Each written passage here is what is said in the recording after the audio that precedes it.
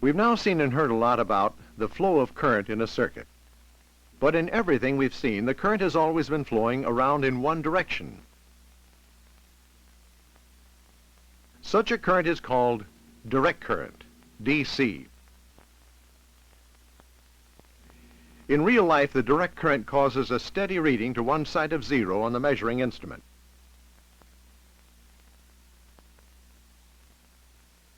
But current also exists in a different form in which the direction of the current goes first one way and then the other, and of course is called alternating current, AC.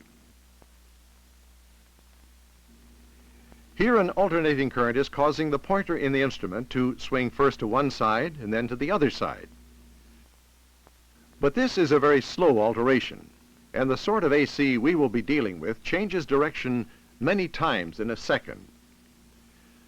Power generation and transmission for our homes is AC, and there are excellent reasons for preferring AC to DC. Cities, towns, and villages all over the country need enormous amounts of electrical power.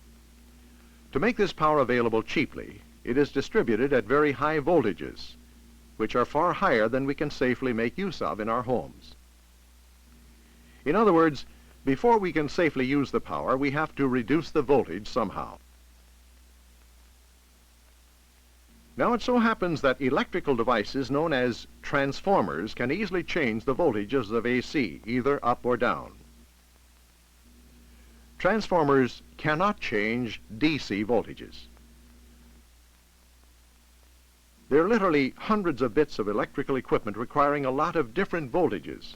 And again, if we use AC, we can make use of transformers to produce exactly the right voltage for each piece of equipment. Alternating current, like direct current, is measured in amps, but with a difference. Let's see what the difference is. Take 1 amp DC. When 1 amp flows, a known, very large number of electrons passes a point in 1 second.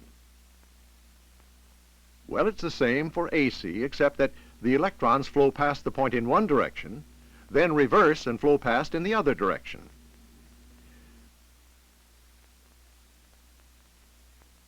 Suppose we have a simple circuit in which, using some sort of switch, we can make the current flow either way through the resistor, and we plot on a graph the current flowing at any moment. For a little while, with the switch open, there is no current flowing. Then we switch the current on in the positive direction, and at once we have a positive current flowing in the circuit. We show it above the zero line. Then we quickly reverse the direction of the current, so that we now have a similar negative current flowing, and we show that below the line. Every time the current reverses, the graph moves to the other side of the line. This is a waveform of a simple alternating current. Now in most circuits, in practice, it isn't a sudden instantaneous switch of direction like this. Usually the current builds up one way and then decays down through zero to build up again in the opposite direction, before decaying back again to zero. Gradual build up one way, decay. Build up the other way, decay again, and so on. This produces the sine wave. As well as showing the current flowing, the sine wave also shows how the voltage is varying. Starting at zero and going through the complete series of changes, through zero and back to zero again, we say that a cycle has been completed. The time taken for a cycle is called the period. If in 1 second 4 cycles have been completed, we say the AC has a frequency of 4 cycles per second. In this case, the period, the time taken for 1 cycle, is of course a quarter of a second. And from this we can see a relationship between period and frequency. Period equals 1 over frequency.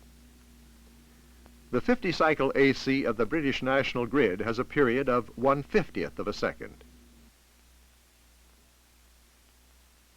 Incidentally, instead of saying cycles per second, we use the name hertz. In the United States, all electricity is generated at 60 hertz. The AC supply in a ship is usually 60 hertz, 60 cycles per second also. So diagrams like this are often used to illustrate alternating currents and voltages. And as we heard, this particular one is called a sine wave. The peak value of the current, one way or the other, is called the amplitude of the wave. Sine waves representing AC can differ in amplitude depending on the peak values of the current. And also they can differ in frequency from short peaky waves to broad shallow ones. And they can differ in another important respect which we need to know about. Here are two waveforms of the same frequency, but with different amplitudes. However, they do pass through zero and come to their peak values at the same time. We say that they are in phase.